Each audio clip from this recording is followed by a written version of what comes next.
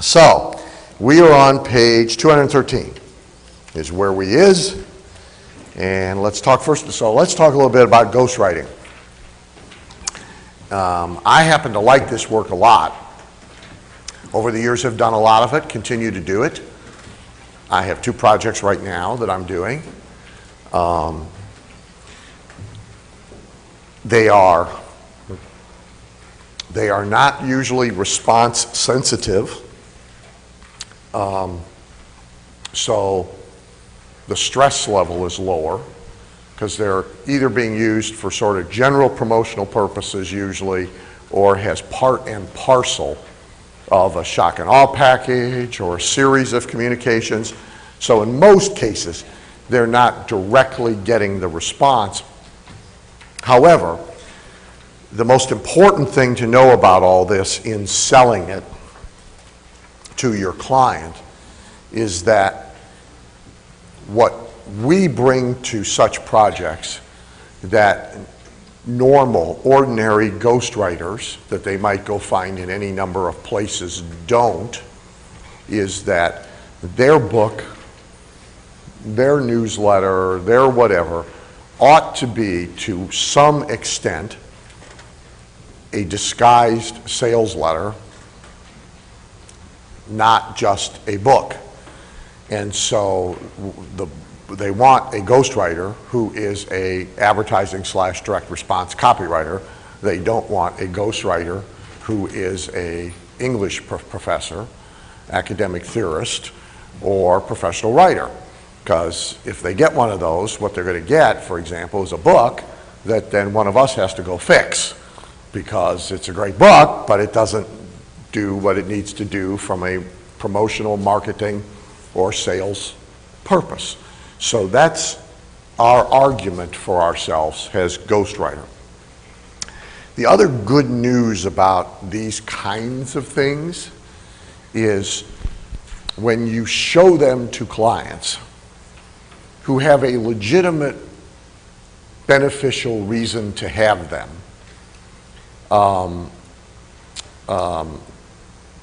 that can be suggested to them, they want them. There's a certain, ego part of all this that comes into play. So there's a pleasure reason to buy, not just a business reason to buy. Where just about everything else we sell is all about the business. So they actually want to have a book, They want to have an information product for their business. So the guy that owns the gardening center, he's never thought about having his own course with DVDs and CDs and a book and a package all about how to have the greatest garden ever that he sells or he gives away. He's never thought about that. But if you show him a couple such things, that's something he can get excited about. And he knows his wife and his mama will be proud of, and so there's a lot of attachment to this beyond the practical. Fees are all over the place. So the small business owner can and will only pay so much. Their transaction size, again, matters. So a financial advisor can pay more to get a book done than can somebody running a pizza kitchen, but they can both get a book done. And arguably, they both should get a book done. The national marketer can pay more than the local marketer. In some cases, there are a lot of these businesses and niches of co-authored or anthology books where really the main book is just generic and the individual financial advisor gets a chapter, gets the cover made over to him, gets fit in as a co-author. Okay, that business exists and it's big and it's profitable and it can be a business you can be in. Okay, but this now takes them up a notch. But in many niches, they're already familiar with those things. They may already have bought them. By the way, most of my clients who've hired me to ghostwrite books in the past 5 years have already bought one of those. A buyer is a buyer is a buyer is a buyer. They already are in one of those. Now they want their own. Okay? So these are really great projects. And I encourage you to think about you know, saying to clients, hey, here's something you should do. I gave you a couple of things I want to tell you. I gave you in your, well, actually, he gave it to you, but nonetheless, in your bag, you should have had this, right? You have it for two reasons. One, it's another back office resource for you, like the three vendors who were here. Adam's a really good guy. They do a nice job. They'll do a turnkey, so you can take your project there. And if you want ISBN number and Amazon distribution and all that for the client, they can arrange that for you. If it doesn't matter, then it doesn't matter. But the other reason I gave it to you is because Adam's done a great job of pitching why somebody should have a book. So this book is a sales letter for why anybody in business ought to have their own book. And so why reinvent the wheel? Here's your sales points for it for you. This is, I'll tell you a couple little things, but I'll show you a couple things. So this is,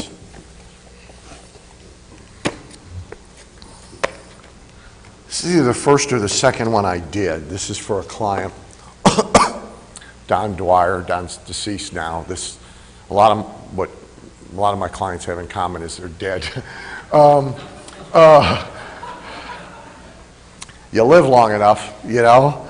Well, I mean, look, generally speaking, so especially when I was young, typical client's 20 years older than I am because they got to have a lot of money to pay me, right? So, you know, they're dying, which is unfortunate because he was a really good client. That bothered some of you, didn't it? You know, you all ought to remember one thing, people in audiences and seminars never think about this, that the person on stage can see them. See, I see your facial expressions, you know, in case you don't know. Now, if there's 600 of you in the room, I don't, but if there's 60, I do. So, like, I know when you are disapproving. I get it. It doesn't, all it does is encourage me, by the way. So Don's business was, the company is still very profitable, successful. His business, his main business, he's a franchisor. So the main business is Rainbow Carpet Cleaning. So they put people in the carpet cleaning businesses. And so first of all, Logic, he was smarter than that, but Logic would say, we're going to write a book about the carpet cleaning industry or how to be successful in carpet cleaning. But see, that would not elevate him to God status. If anything, it might diminish him in the way that we engineered this. So we wrote a generic how to become a successful entrepreneur regardless of your background. That part important because most of the people buying carpet cleaning franchises are not PhDs and they don't have a lot of money. But we wrote a generic success book for him, which has his success story and some of the stuff he teaches the carpet cleaners genericized. So a lot of the raw material did come from him, but then a lot of it didn't. We did a couple of things that are important. We went and I got him a deal with a real publisher. Now again, these days, Adam's company's just as good, so it would have been a lot easier. But that didn't actually exist. So I went and got him a deal with a real book publisher. So he had a real barcode and actually was in bookstores, although that was just the thing that's really just a sales tool, but to make it real. Okay. So went to a publisher and said, look, the guy will buy 10,000 books. What skin is it off your nose to put the thing in your catalog? And if a bookstore orders it, fine. But we want a real publisher. It's not an awful book. You can approve the manuscript, but you'll sell 10,000 books. Good, deal done. You know, Tony had spoken for him, so we got him a foreword from Tony Robbins, and as I recall, so what year was this originally done? 1993. As I recall, I got 35,000 bucks and 50 cents a book. And I think he burned through about 50,000 copies. So by the time it was done, now the one dumb thing I did that I didn't do is other than an acknowledgement on the page, I didn't bake any promotion for me in the book. Now that was stupid, because I easily could have done it. There are tons of these guys out there. There's one in your town, at least one. They are the entrepreneurial CEO who has built a business from scratch, right? Who has a story to tell, wants to tell it, right? Has a commercial purpose for having a book, because it can promote their business, it can promote them, it can become a part of their marketing packages, it can be either sold or given away to customers, it can be their access to media. So all the 21 reasons, all the logical reasons. So they have logical justification for doing it and spending the money on it, and they can spend company funds, not personal funds. So all of that's right, but they also have emotional reasons why they want to do it. They've built their business from scratch, they have a story to tell, they have a philosophy they want to communicate, you know, they're like ripe for the picking, okay? Some ways to spot them, if you're trying to spot them from scratch, if the business owner's out speaking, telling his story. So he's speaking at the chamber, telling his story. He's speaking at the sales and marketing executives, telling his story. If he's getting media, if he's already making a point of trying to get press. And so every once in a while he's showing up in the local newspaper, he's on the local radio station, if he's bought a show on the radio station. So those are great clients, by the way, generally speaking, local clients, okay? They've bought the half-hour show on Saturday, so the chiro that's got the health guy that's got the show, the real estate guy that's got the show, the financial guy that's got the show, the auto repair guy that's got the show, every market's got them, in case is everybody aware of what I'm talking about? Most markets have at least one station, some have two, that sell blocks of time. They usually sell it on weekends when it doesn't disrupt their regular programming, and the guy buys the show. Sometimes all the commercials are his, sometimes he runs around and sells commercials to offset the cost, but he's really doing a radio infomercial, that's what he's doing. Most of them do call-in shows. Well, those are great clients. A, they're already promoting. B, they're probably list building. C, they're spending money. And D, they're promoting themselves. They're a guy. They're a guy for this, and they're a guy for all sorts of other stuff. So there's that book. This is a really good member of ours who's in the pizza business in Canada. So here's her first pizza book. Passionate about pizza, discover the natural health benefits of this ancient food, by Canadian pizza baking champion Diana Coutu. It's a little thin, doesn't matter. So it's got some chapters about health and fitness, and then it's got a bunch of recipes. So it's got pizza recipes, including recipes for some of the pizza that they sell in the store, okay? Because nobody's gonna make it, they're gonna come buy it anyway, no harm, no foul, but it gets her media. So here she is with her medal that she won from, I don't know, some baking championship somewhere. She's been on the Food Network. I mean, she's a big promoter. And premium price seller, by the way. Average price of a large pizza is $28 in Winnipeg, Canada, not Beverly Hills, California. So she's got like 3 other books she's doing. It's a path to media for her. The customers like the fact that they're doing business with a celebrity, so they get to buy the book in the store and give it to mom, give it to their neighbor, you know, whatever. So it's a promotional tool for her. This is, if you subscribe to Look Over My Shoulder and Marketing Your Services, how many of you subscribe to Look Over Your Shoulder Marketing Your Services? Okay. Those of you who didn't raise your hand, you ought to see the AWAI people, because like that's sort of, I can't believe you're not doing it. But anyway, if you subscribe, you got this. If you didn't, so this is really interesting, because this is a philosophy book more than it is anything else. But the business is a builder of motorcycles for women.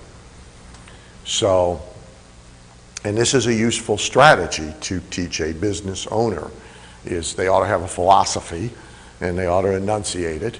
and they ought to speak about the emotional aspects of their business regardless of what the product or the service is. And so this is about women, motorcycles, and mental health. The premise, by the way, is that you don't find any motorcycles parked in front of the psychiatrist's office. You only see cars. So if you want to stay sane, and women get to exert their personality, and there's even a chapter about how motorcycles help you have your aha moment.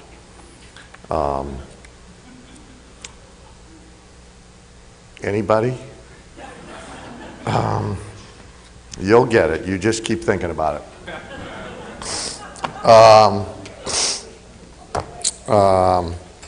This is, there you go, there's one more. This is now this is an anthology book. So this is Mike Capuzzi's. And so Mike put this together. Dream Inc., $1 Million Business Strategies from 32 Successful Philadelphia Area Entrepreneurs. Okay. There's your back. So this is really their stories. Now, if I get this wrong, you yell, okay? I assume that almost everybody paid to play. You got anybody in, you put any like celebrities in who didn't pay to play? Couple. So there's a couple like really well-known business owners in Philadelphia who got their chapters for free, okay? Then everybody else paid to play, okay? So everybody gets a book without the expense of doing a book from scratch, right? So he went, chapter members mostly, I assume, but yes, no? There's the other one. So this is business owners, clients of yours, referrals, you rounded them up, however you did it. So there's probably 3 or 4 of the 32 that are comps, and the rest of them are paid. So they've paid for some editorial service, the right to be in the book. They had to buy X number of books. So every one of them gets to be in a book without having to do a book from scratch. They get to benefit from promotion to everybody else who's in the book because everybody's going to distribute books to their own customers and their own contacts and their own prospects.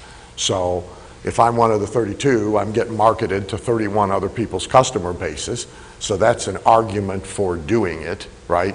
Because there's some internal promotion automatically. Plus I got a good tool. I got the credibility of being in a book with a few famous people, right? And I didn't have to spend a lot of money, but I assume a nice profitable hit, yeah, for you. So yeah, I'll entertain one real quick. Did everyone write their own chapter? Yes, no, they got help. We interviewed them, I can tell you.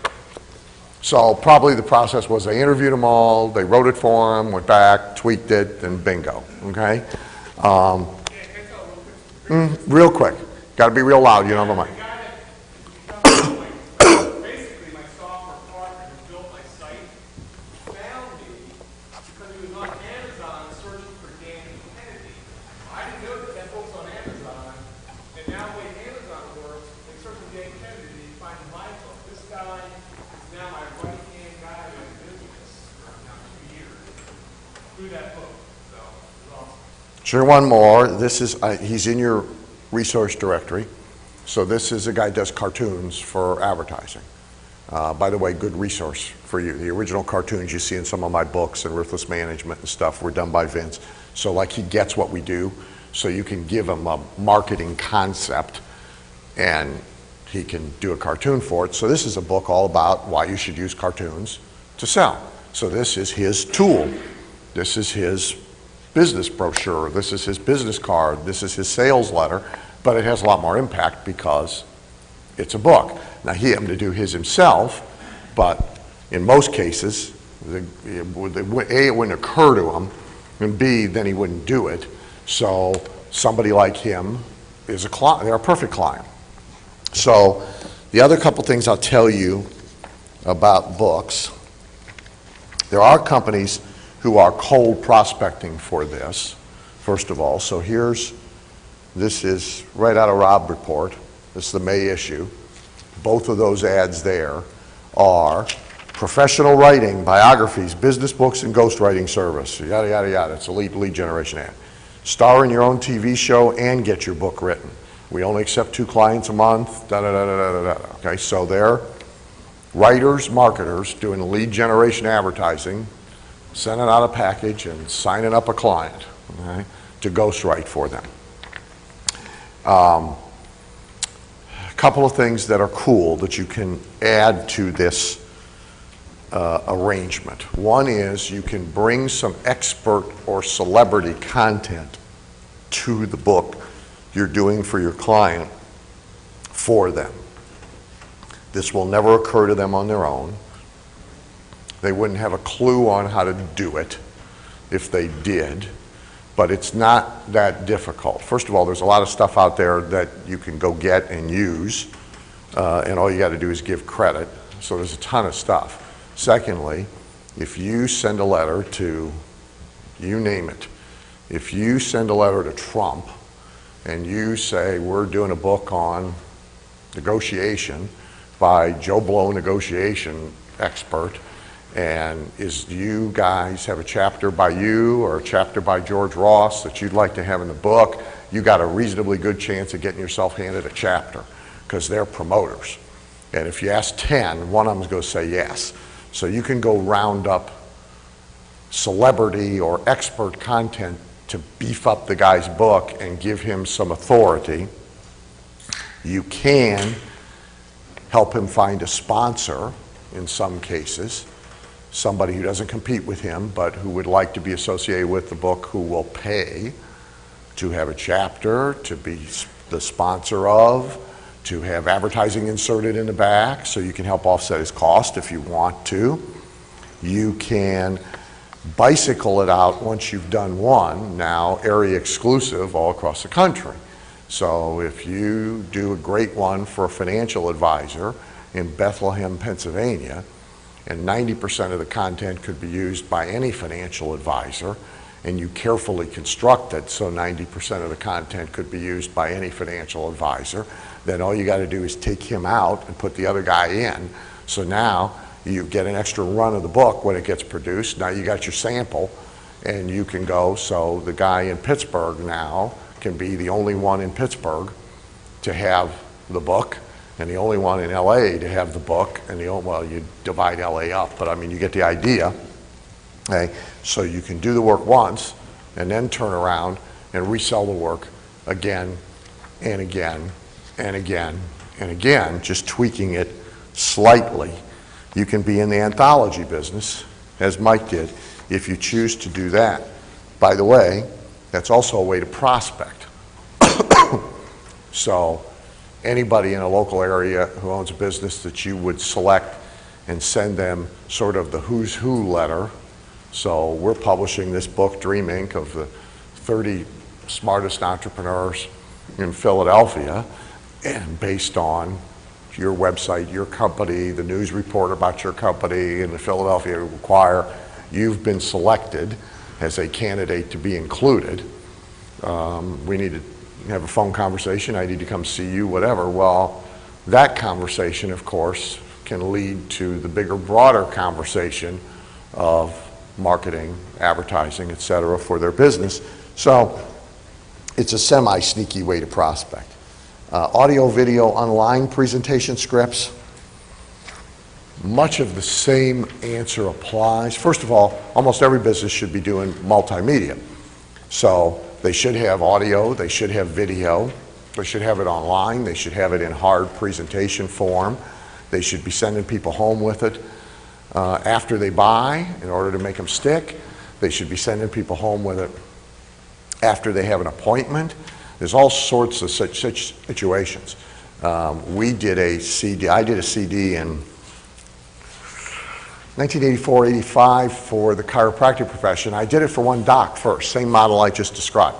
So I wrote a script for an audio CD called How to Get Well Faster, which really was a reinforcing pitch about chiropractic that was designed to go home with the patient after their report of findings pitch, whether they signed up or not, in part to deal with the spouse and the negative influence of other people, so they could give it to the spouse to listen to. They were supposed to listen to it. It stimulated referrals and so forth. So we did it for this one doc who had a big practice, very aggressive marketer, did a lot of seminars, brought 100 people, 200 people into a seminar, pitched them so everybody got one of these things. So, I mean, it worked. He was happy. I got a nice, but once I got it all done, I'll go to all this work to do this for one chiropractor, and there's 38,000 of them in America. This doesn't make good sense, right? So now I made it available to all the chiropractors. We were selling other stuff too, and I was dealing with through practice management companies, and we licensed it. So you want it in your town, you can have it. And we'll tweak it, customize it for you, fix the script, you record it, we'll press it, you got the rights to use it for a year, and here's the 52 ways that you should use it too. And again, I don't remember exact numbers now, but I think I sold 400 licenses, 410 licenses, 420 licenses at $1,000 a piece. Probably spent half the money selling them, so it was $200,000 and I think the original fee was like 7,500 bucks. So, which would you rather have, $7,500 or $200,000? I'll take the $200,000 any day of the week. So they should have audio and video tools. The case for you being the script writer, which I've given you here on this page, 214, is really the same case as why you should be the ghostwriter. The case is you don't want a regular movie writer, TV writer, the guy down at the TV station who'll do it for free. You don't want any of those people writing this because this has to sell. So, like my story about that, I was actually on a panel at DMA, and there was some big company that had just decided to do infomercials. And they came up and very excitedly told me that they had retained Francis Ford Coppola as an advisor on their infomercials. He did the Godfather movies, if you don't know who he is. And I said, I laughed out loud. And the guy said, "What's funny?" I said, if I'm going to do Godfather 5, that's exactly who I want. I said, if I'm going to do an infomercial to sell auto polish, and you give me a choice between Francis Ford Coppola and an old broken down vacuum cleaner sales guy with one foot bigger than the other from shoving it in the door all his life, and a 3-piece reversible JCPenney suit with cigarette burns all over it, I'm taking the vac guy to write the script any day of the week. Because Coppola don't know how to sell anything. The vac guy knows how to sell, and that's what this is about. And I've used that story many, many, many, many times to make that point to clients. So your case for being the script writer is the same. In your sample book, we're going to get to it. I'm going to give you samples of all this stuff, by the way. Ideally, you want to take control of these projects. You do not want to write a script and then turn them loose to go film it or go record it. 2 reasons. One, that's like writing copy and sending them off to a graphics company and turning them loose. Right? The people you turn them loose to don't know how to sell anything either. So they will ruin what it is that you did one way or the other. Secondly, there's money in it. So when you control the process, you get a little bit of everything because you package. So now you go book the recording studio, you book the engineer, you make arrangements to film the thing, you get the film crew, you make sure you get people that technically know what they're doing, okay? But you are now either marking it up or getting money backwards when you package the whole thing together, and you are, in a sense, the executive producer. I had a really nice arrangement for 5 years in Phoenix. KPHO TV, which was an independent TV station, they show reruns, right? They were massively overbuilt because at one time they were the leader in live television in Phoenix. So they had live kids show, live sports show, live cooking show in the morning, all live local TV, which of course has all pretty much died, right? So this massively overbuilt facility that they didn't use anymore. All still rigged, cameras, live edit rooms, kitchen set, living room set, news set. I mean, it's gorgeous. As long as I did it off hours, at the whole facility, cameramen, live edit guy in the switch bay, everything, $5,000. I'm billing it at 35 thou. Boom, I'm knocking out videos like there's no tomorrow, you know. It's great. I mean, my whole worry was they were going to find out what we were packaging this at. But I found one in Orlando for somebody a couple of weeks ago. That it's this beautiful underused facility. They used to do a lot of wrestling videos and they lost the contract. And they're available cheap. So if you hunt, right now video production guys are really hurting because they don't know how to sell their service. And so, but you want to control the process. I'm going to give you an audio example where I control the process. Again, also keep in mind, if you create something that works for one client who is locally based, there is always the opportunity to turn around and roll it out to like clients in other areas, tweaked. So you keep that in mind when you build it, number one, and you keep it in mind as an opportunity after the fact. So if you create a DVD for a financial advisor in Toledo, Ohio, for follow-up on prospects that works, there's financial advisors all across the country who can use that DVD, and that often is the bigger opportunity of the two. Speech writing and group presentation script writing. Lots of business owners, small or large, have the opportunity to sell by speech or sell by seminar. And they have no earthly idea how to do it. And if they get somebody to help them with their speech, or they do it on their own, or they get somebody to help them with their seminar, or they do it on their own, guess what it will miss? It'll miss the sales, of course. It'll miss the sales. It will not be structured as a sales presentation. If anything, what they'll do is it will be structured as a speech with a little lousy commercial crammed on the end. It won't be built as a sales presentation from beginning to end. Now here's the good news for all of you. All these are long form sales letters brought to life. That's all they are. And they move back and forth quite easily. So I was the only one who did this, but for 9 years when I spoke on the success events, the Peter Lowe events, anybody see me speak at one of these? Any of you guys go to those? Oh, 1 or 2, 3, okay. So for the rest of you, quickly, these things are big circuses. So all day long, sports arena, our average attendance was 25,000 people, bunch of speakers. The only 2 constants for 9 years, Zig Ziglar and myself. And then there's like a former US president, a former astronaut, a former Hollywood star, a former this, a former that, and interspersed with guys who sell stuff. So some of my famous guys, Tommy Hopkins, Brian Tracy, Jim Rohn, me, and unfamous guys. And really, it's a giant Tupperware party with 25,000 people to sell stuff. That's what it is, right? Which is how I always explained it. I followed Norm Schwarzkopf for 2 years. And the first time, because I was on last, so if the guy in front of me, the famous person in front of me went long, he's costing me money because people are leaving, you know, so I had to try and control that because the promoter was too shy to tell the celebrity and enforce his contract and all. So I take Norm aside, and I said, Norm says, how's this whole thing work? I said, oh, good, I'm glad you asked. I'm going to explain this to you. I said, here's the way this works.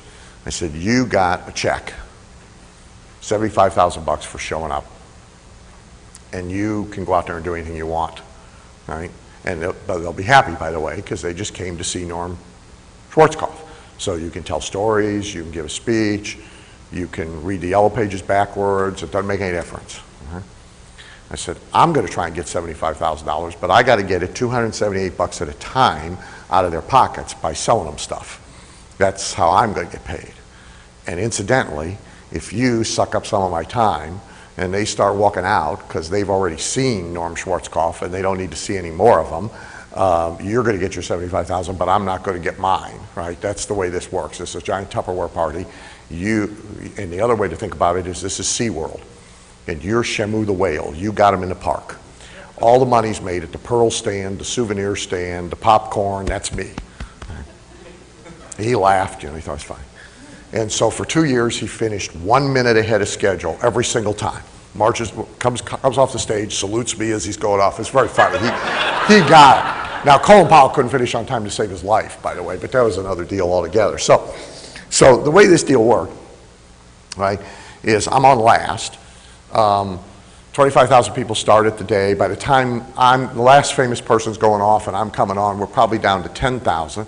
8,000 leave immediately. So you don't want to be standing in a door. They're leaving, right? And I'm doing my best to keep the ones I can keep because I'm in full boat because I'm only going to sell the ones that are there. So there'll be 2,000 to 3,000 people left. I'll sell 300 units, 400 units. I'll have a good day. Okay? Now, so think about this. We started a day with 25,000. By the time we got to George Bush or Colin Powell or Margaret Thatcher or whoever the last Shamu was, we're down to 10, okay? Now, by the time I actually get to start selling, we're down to 2. By the time I finish, I'm probably down to 1,500, okay? All the rest of them never heard my pitch. But they were a well-qualified audience. They didn't stay for all sorts of reasons. They're tired, for one thing. They got to get home, babysitter, husband, whatever. So I'm the only guy who did this, of all the speakers. I sent a sales letter afterwards to everybody who had bought tickets. Now they came in clumps, so that didn't give me 25,000 names. That got me about 10,000 names. Sent a sales letter to everybody who bought a ticket and didn't buy my stuff. And so take 400 out of 10,000, I got 9,600 left to mail, right? Which basically said, you may or may not have stayed to see me speak, but you didn't buy my stuff. In all probability, it's because you didn't stay. Okay, because you had a babysitter, you had somebody with you who wanted to leave because you came in a group, yada, yada, yada. And so, I want to tell you what you missed, and for 7 days, give you the same opportunity everybody had who stayed to the bitter end. Then, the rest of the sales letter was a transcription of my 75-minute presentation.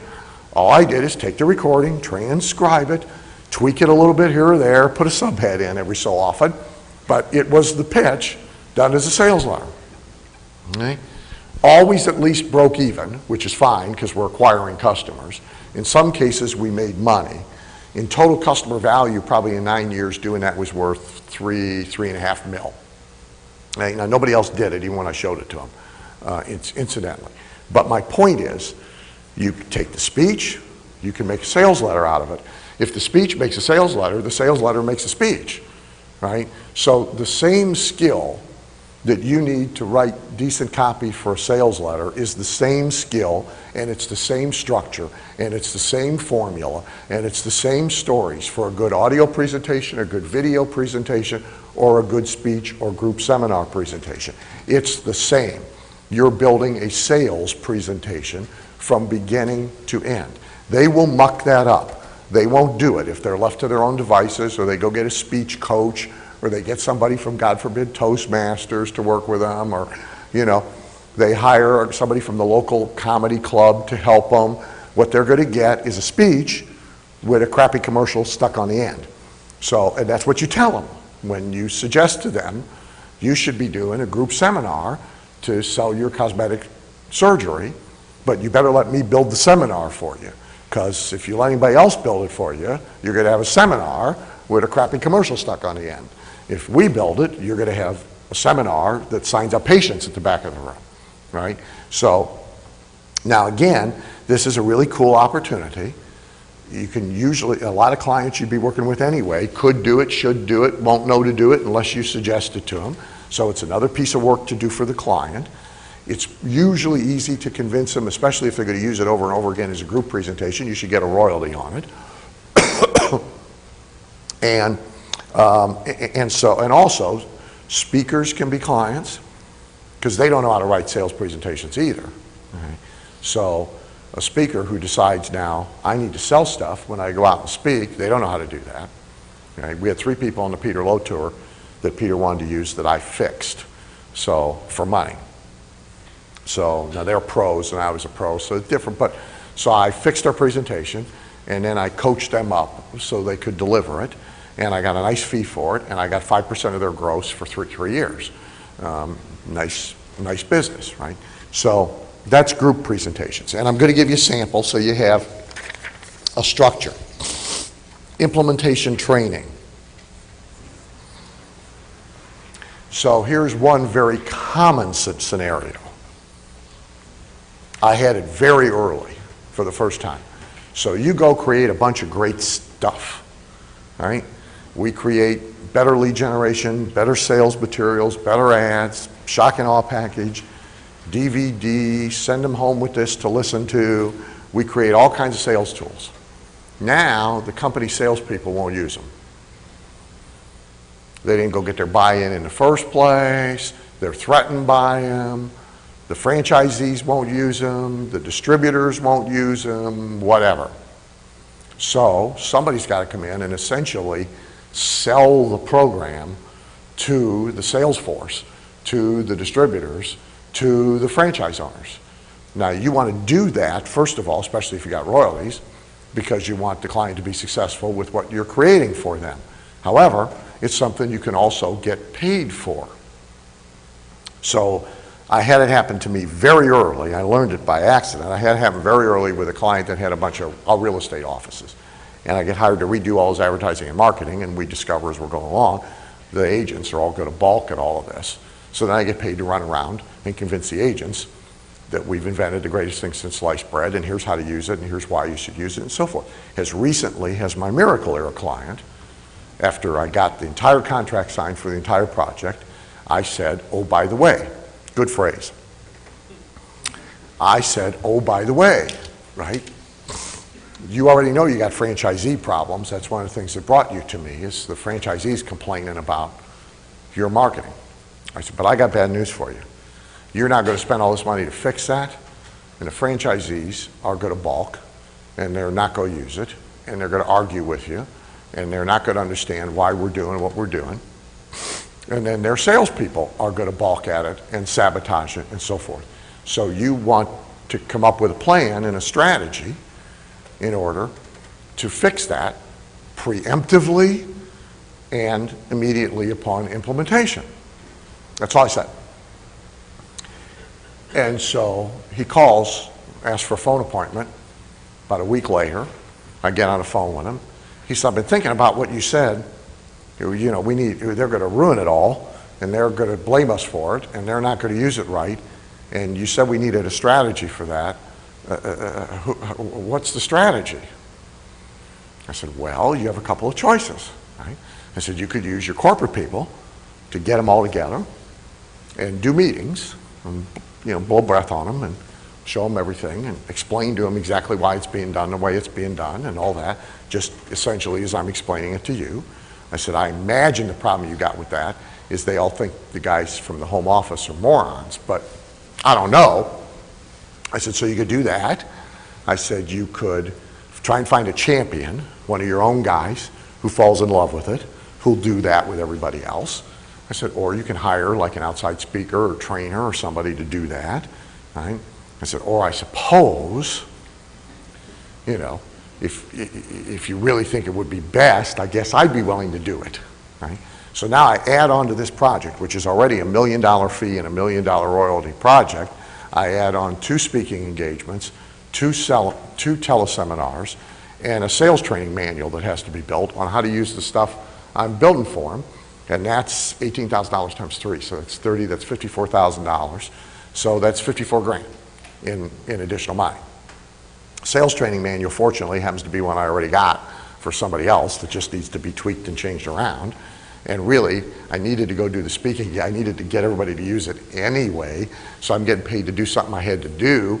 And I sold my own product at the speaking engagements from the front of the room, so the franchisees all bought my stuff, which I didn't split with the client because he didn't ask. So well, you don't ask, you don't get, you know. So very profitable add-on, right? So some version of implementation training. The second place that occurs, has occurred for me off and on over the years and will occur for you, is you will have the client who prefers or truthfully needs to do a lot of our kind of work in-house. They really, because they either need so much of it, they need it always day to day, they need it in a hurry, their business doesn't really justify paying top rates to freelancers to do everything. So I usually sell one of two things or two things. I will usually sell them a bank of copy that now is designed to be used again and again and again and again and again, like a Chinese menu. Take one from column A, one from column B, one from column C, stitch them together, it's good enough to go. So I'll create them a notebook of headlines, opening paragraphs, answers to price objections, bridges to offers. So here's your library. And now your in-house people can keep going in here and cutting and pasting, and it ain't gonna be spectacular, but it's gonna be infinitely better than they would do on their own. And you can come back to me in 5 years and we'll do it all again, all over again, right? So I've done that a number of times. Then either with that or instead of that, okay, I'll come in and I'll train your copywriters. And we'll do the best we can. Bring me in for 3 days and we'll workshop them. So I'll teach them 10 fundamentals of direct response, and then we'll take your stuff, which is crappy, and together we'll fix it so they have the experience of brainstorming an offer and brainstorming a guarantee and all that. And then the third day, we'll go through it all again, and by the time we're done, they'll be a lot better than they are now, right? And you can put your writers in there, you can put some of your marketing executives in there who don't get it. You can put your sister-in-law in there if you want to, who every time you show her your stuff that is good, she screams and yells about how ugly and unprofessional it is. You can put anybody in there you want, right? And so, like Peter Code, who he sold out, but he owned a software company. They invented so this is real eggheady. They invented C++ software, which allows, so you know what that is. I wrote copy for it, I don't know what it is. I mean, but, so Peter brought me in to teach his guys what direct response is. So I spent 3 days teaching what direct response is. An ad agency in Houston, guy I met on an airplane, right? Owns an ad agency in Houston. I'm flying from where I was flying to, but we're in first class talking, what do you do, you know? And he said, you know, I own an ad agency. I says, oh, you do regular advertising, right? The kind that doesn't work. And, and so we had the whole Ogilvy conversation, you know, and he said, well, he said, to tell you the truth, he said, you know, there's nobody in our agency who knows squat about direct response. He says, you want to come talk to him about it? I said, I'll be happy to come talk to him about it. So I get booked to go teach his ad agency guys direct response. And I later got a nice client from him, backdoor. So implementation training basically falls into two places. One, teaching people how to use what it is you're creating for them so they don't muck it all up after you give it to them. Okay. Number two is as a replacement for doing work for them. So they actually do want their people taught. I'll tell you another client. So Trim Spa, this came from Halbert too. Alex Goen. He owned Trim Spa. If you don't remember Trim Spa, it had a 4-year huge run-up, did very great. They had Anna Nicole Smith as their spokesperson.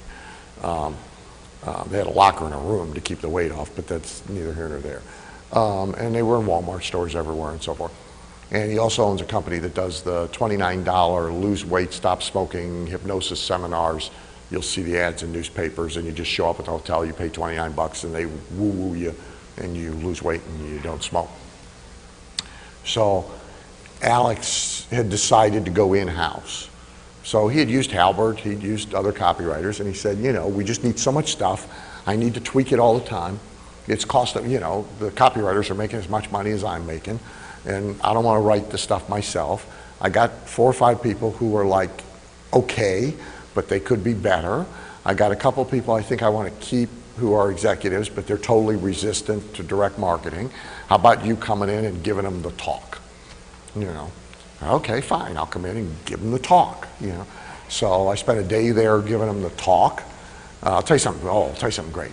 I spent a day there giving them the talk, and then I spent a day working with the 2 copywriters, essentially workshopping, sitting at a big table with all their stuff, critiquing and teaching them the 12 boxes, right? Here's how you might fix this, here's how you might fix that. Nice fee.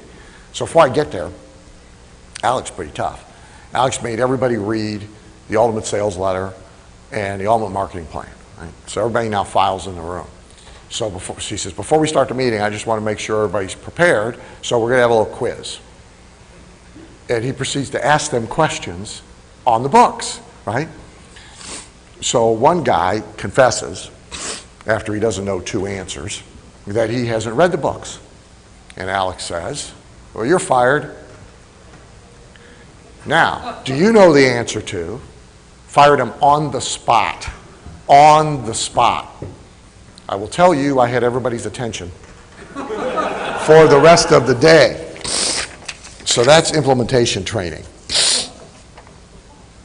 Referral commissions and markups. All right? Two basic premises here. We've talked about both of them, but I want to make the point again. So premise number one is you should get paid for every value you bring.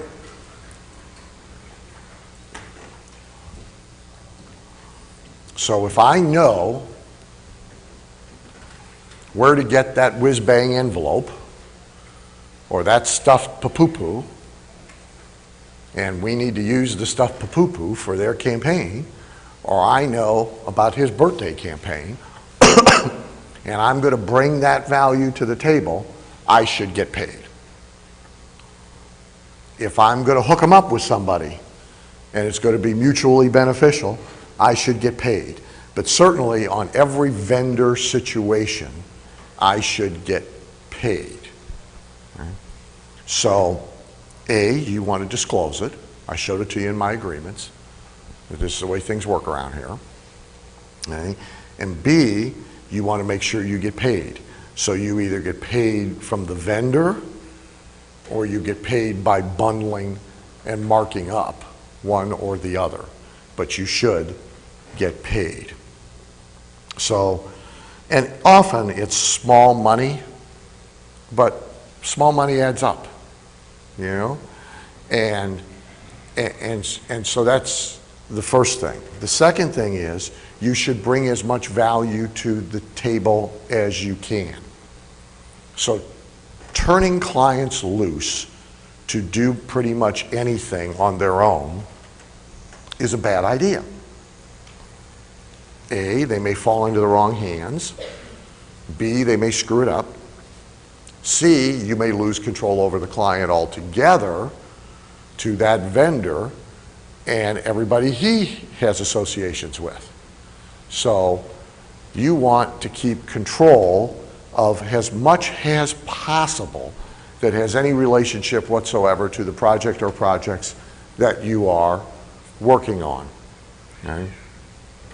So you want dependence on you, you want to be the go-to person, and you want control over the client.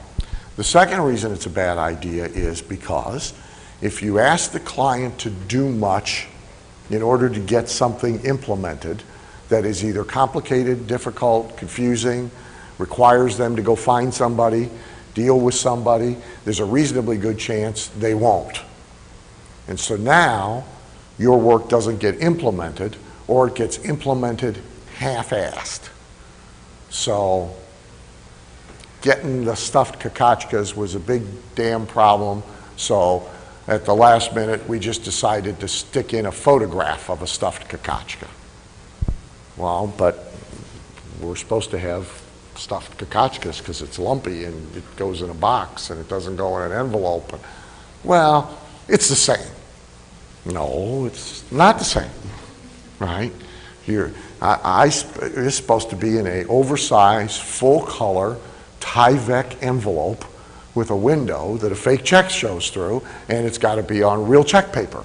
Well, getting real check paper was a pain in the ass, and getting it individually addressed by hand was a pain in the ass. And my printer couldn't print full color on Tyvek, so it went out in a regular paper envelope with no window and a fake check inside that's printed on goldenrod paper. Well, it's the same. No, it's not the same. And I'm going to tell you, they're going to do it to you all the time, endlessly. So the more control you take of the whole thing, better for the client, happier client, better for you, okay, because he won't muck it up. So you take something as simple as a silver platter, right? So it's on his thing over there. I have a client, by the way. I'll tell you a silver platter story real quick. I have a client, his name's Jay Geyer. He sells very elaborate fix-the-incoming call services to professional practices mostly, dentist, doctor, lawyer, etc. So Jay, about a few years ago, he and his wife built this huge, beautiful new home in a ritzy suburb of Atlanta. And when you walk in the foyer, there's a circular staircase and there's a chandelier, and nailed to the wall is one of them crappy silver platters. All right? And next to it is my picture, stuck up there with a tack in the middle of this thing. All right? And the reason it's there is because my silver platter letter bought the house. All right? And they think it's cool, and they tell the story to everybody. Okay? And so those things make a difference. But I have a client, honest to God, who I turned him loose, built the whole campaign for him. Step 2, the thing's supposed to go on the silver platter in a box. Here's what he sent. A picture of the silver platter stapled to the letter. That's what he sent. Because like a moron, I didn't deal with getting them the silver platter and controlling the whole process.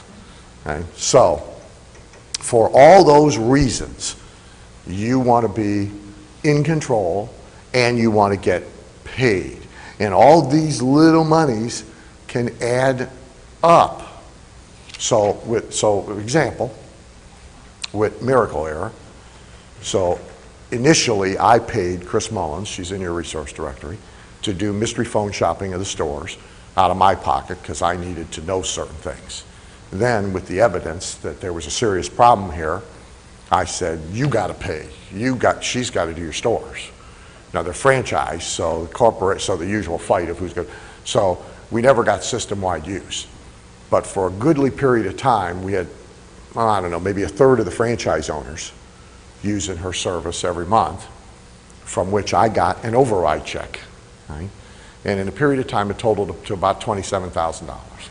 Now, it's not a lot of money, but it's $27,000 I didn't have to do any work for, other than say, you got a user, here's the phone number, and then send a fax to Chris and say, chase these people, okay?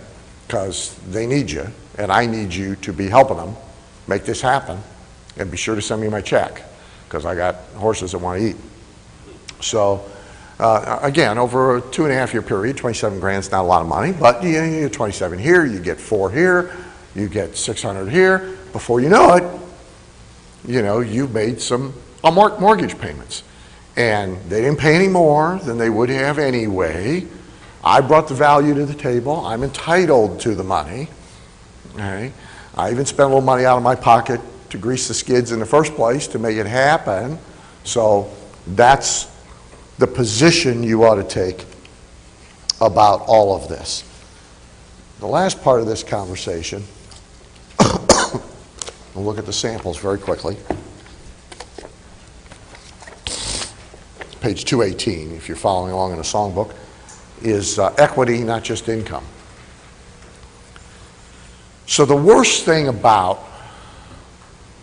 copywriting business, consulting business, any professional service business is, it's really more of a job than it is a business.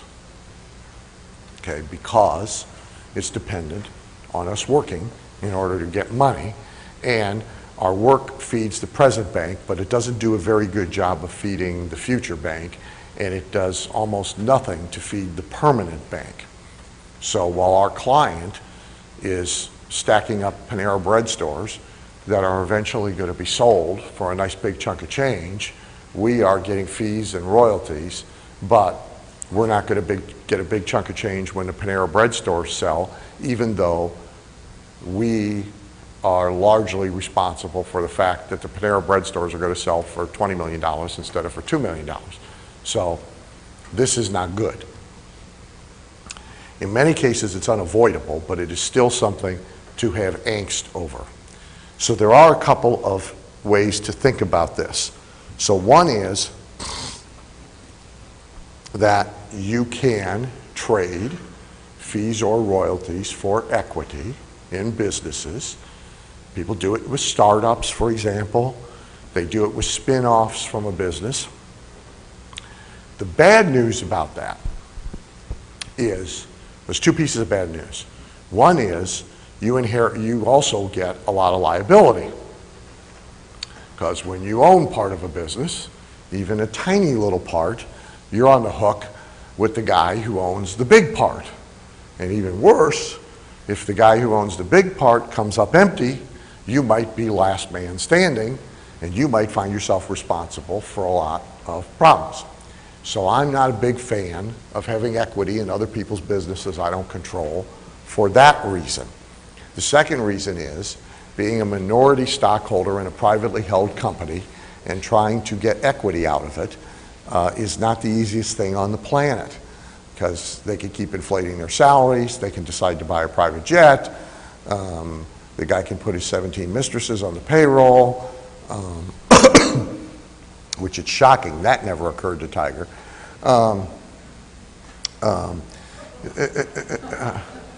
Well, I mean, you know, at least it would have been pre-tax dollars. So trying to get your money is not easy. So I have an alternative formula that I use. So I'll share that with you. My alternative formula is what I call an equity kicker. So my alternative formula is fees, royalties, whatever the present bank compensation is, but an agreed upon amount of money or percentage if and when the company is sold or taken public. So I don't own any equity, but I'm going to get a piece of the equity when the equity changes hands. So that's my alternative formula. And right now I have this in about 8 such situations. I've had it mature and pay off in about 3, and I've had it turn into a mess and gotten screwed out of it in 1. So not bad, as a ratio. I mean, I'll take that. So that's the alternative formula for that.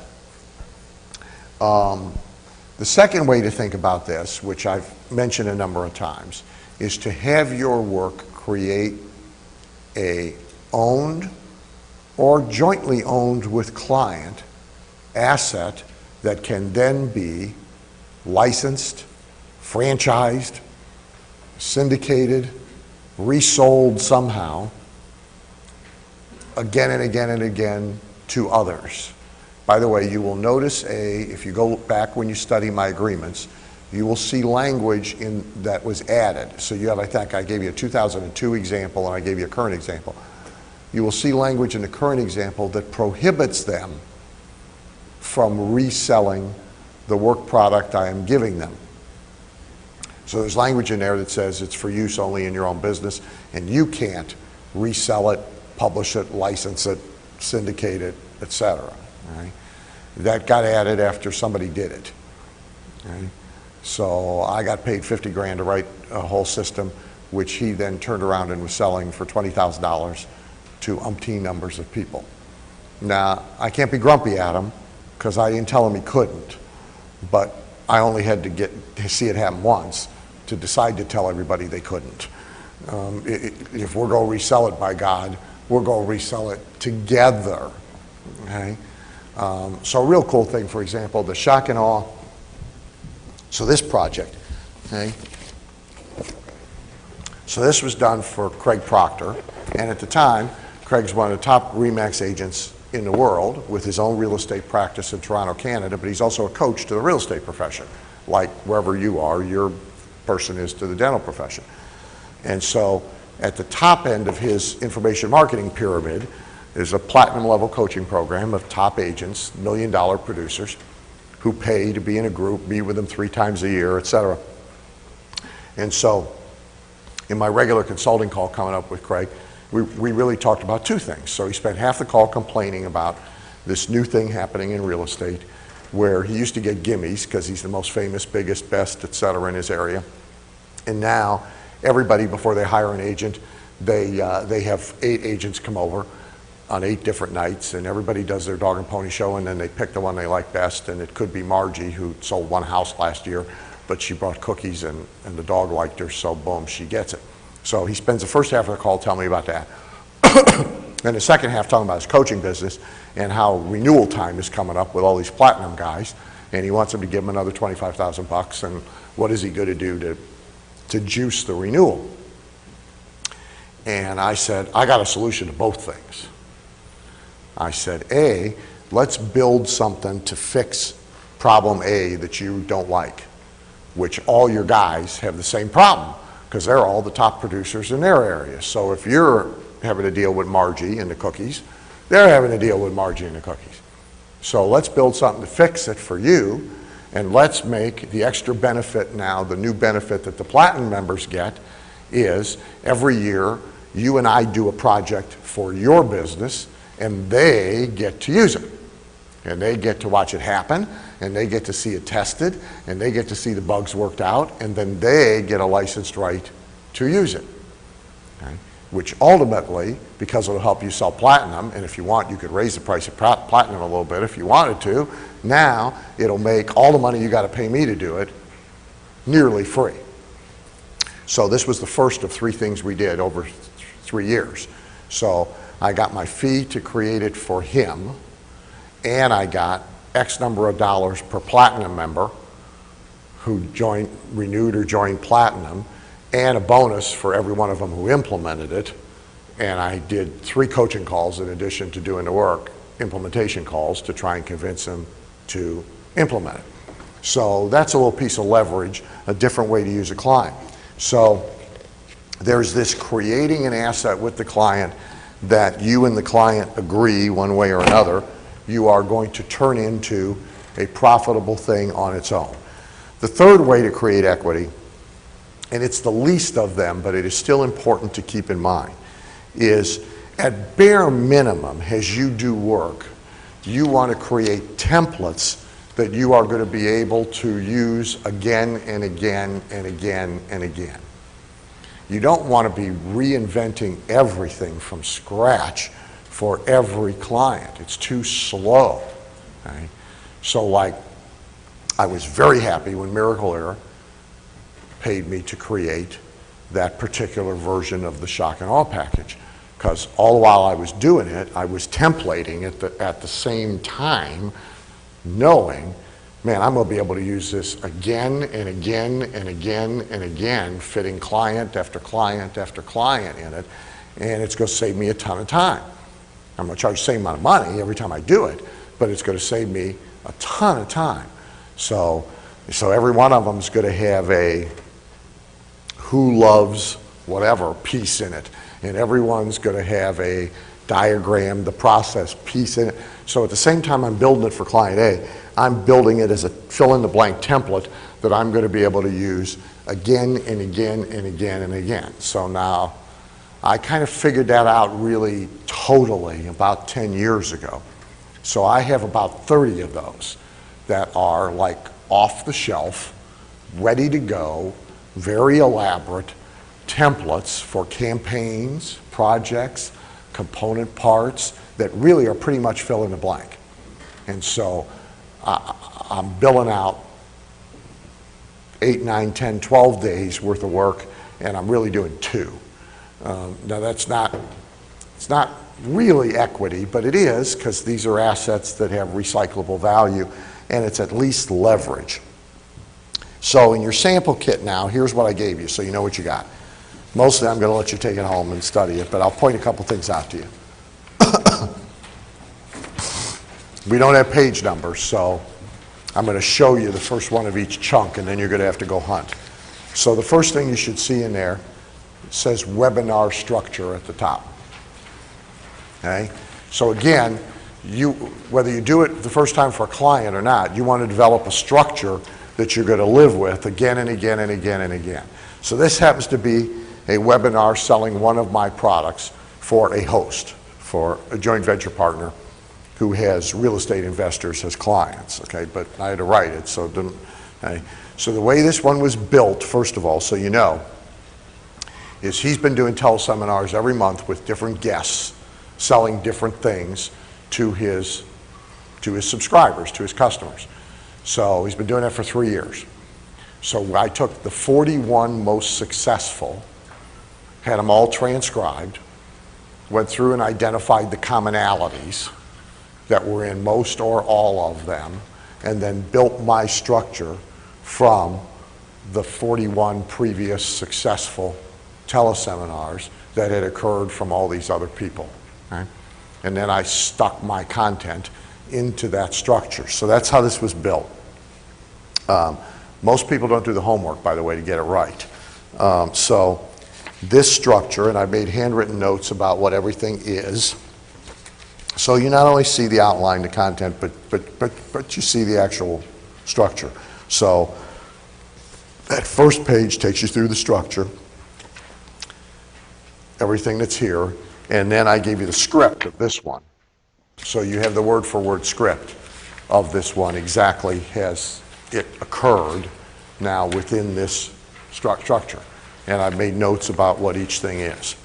So you could build webinar or teleseminar right off of that structure for just about anything. The next thing you want to look for is a bunch of pages that look like this. They have a panel down the side for notes and a Renegade Millionaire logo at the bottom. Okay, find it? Okay, this is a transcript, and then I have made side notes for you. Okay? So the side notes were all done for you.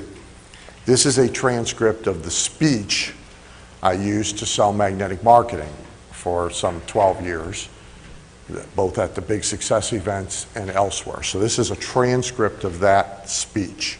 Okay? It's about a $20 million speech, because that's how much stuff it sold from the front of the room. I happen to think it's the best piece of copywriting I've ever done. Certainly in terms of money, it's probably the best piece of copywriting I've ever done. So there's a speech that sells script. And again, on the side, I've made notes for you about what's there, why it's there, and so forth. So from this, with the side notes, you could pull a structure, just like I did for the webinar structure, into which you could fit a pitch for just about anybody selling anything in a speech form. So you have that whole script.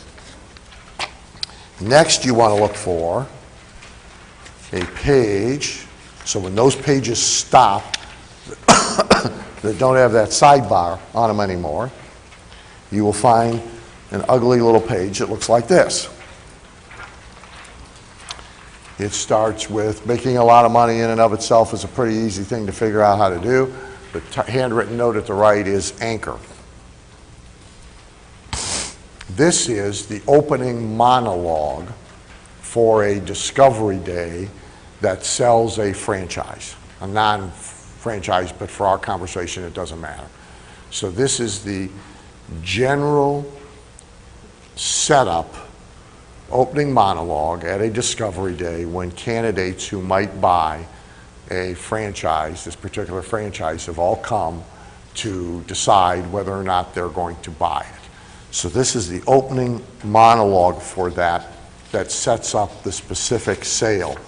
This is a specific one, but it has been cloned dozens and dozens of times. I gave you the script, and if you keep going into the pages, I gave you the overheads that match the script, and they're numbered so you can match them up with the script. As an aside, the Discovery Day format can be used for all sorts of things. It could be used to sell people onto cruise ships and sell them cruises. It could be used to sell them into anything pricey enough to justify bringing them to one place to look at it. And the format is an opening monologue that makes the case generally for why what they're doing already is no good and why they need to do this, and sets up the specific presentation. The day ends with everybody either in or out. If they're out, they go home. If they're in, they go to a celebratory dinner and they stay for a second day of some kind of implementation. Fast start training, book their cruise, whatever, okay? So that's the opening monologue for a Discovery Day. If you get to the end of that, which will be the end of the overheads, okay, then you will find a page that looks like this. It's headlined Amazing America, hosted by Alan Thicke.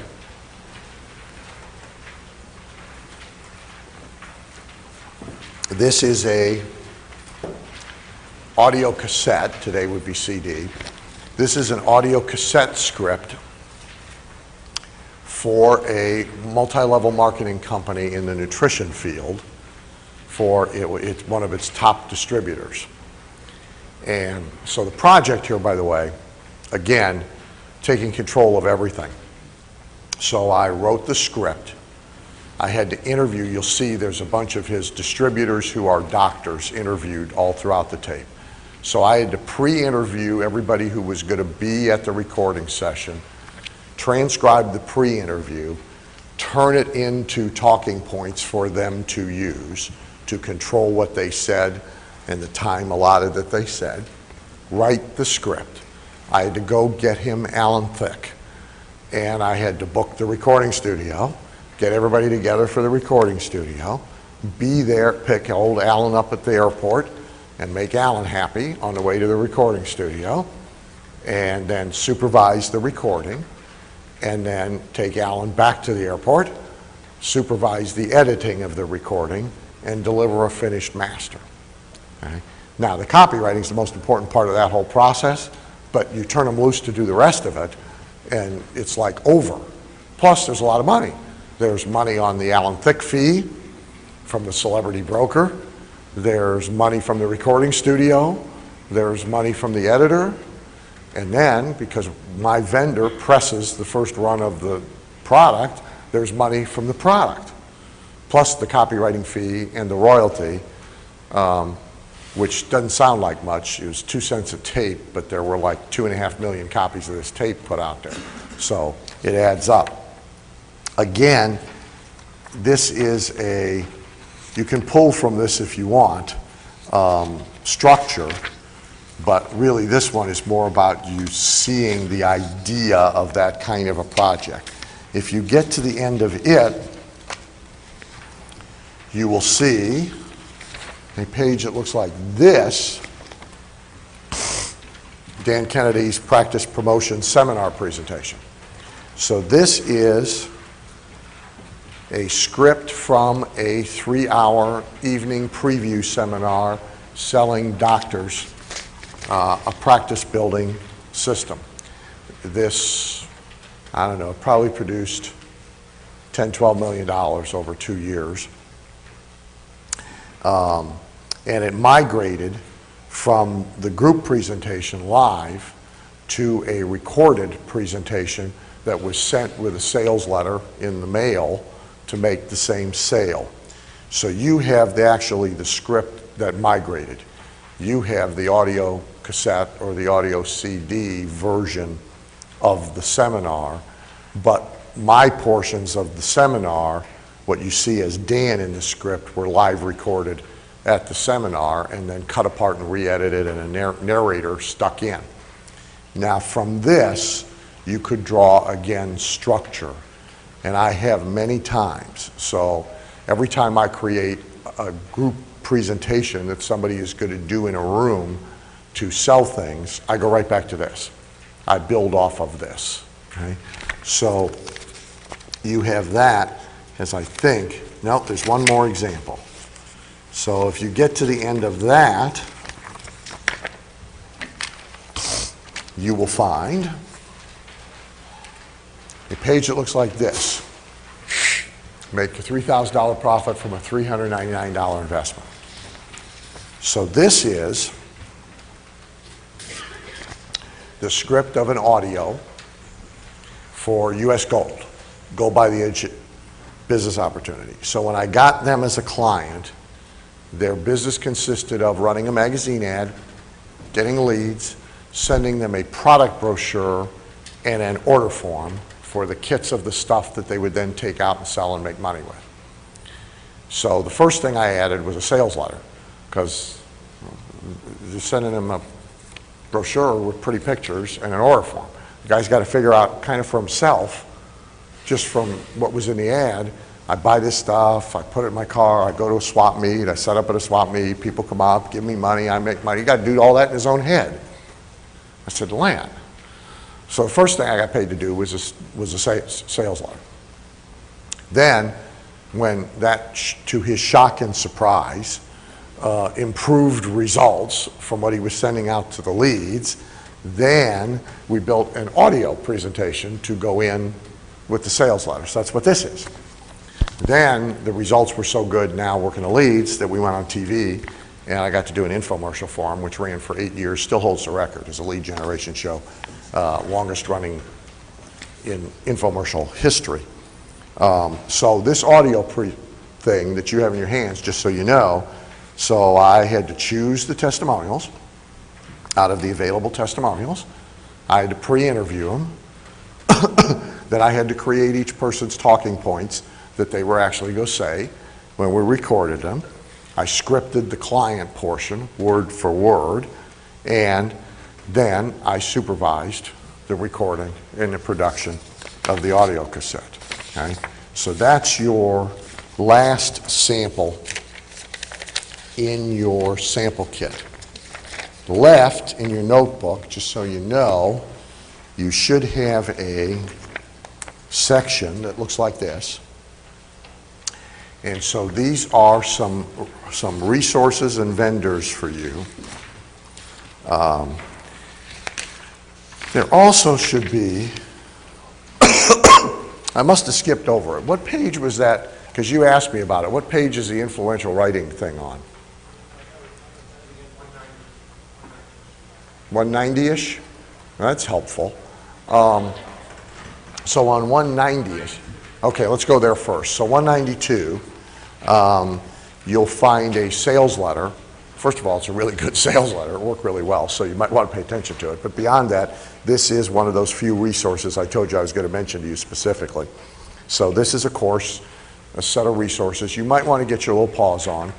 You can take a look at it on a break and stuff and while we do Q&A. But it is my whole seminar on influential writing, which is not really direct response writing so much as it is the motorcycle philosophy kind of book, the newsletter, the glue, the bonding with the customer, the maintaining the relationship with the customer, the making yourself a celebrity, making yourself famous. So I won't belabor the point. I'll just point out to you that there's a discount offer on it that we just made to our people at our super conference. I'll extend the same to you, but you do have to turn the orders in here. So you got to rip the last page out, fill out the order form, and turn it in while you're here. If you want that offer, please do not send it in after the fact, expecting to get that offer, because you will not. Okay. Now back to this section, which is page 220. So here you have a little collection of resources. Folks I rely on, companies I rely on, sort of my back office for a lot of the work that I do, okay? Including folks that were here and folks who aren't here. You are welcome to use my name should you wish to contact them.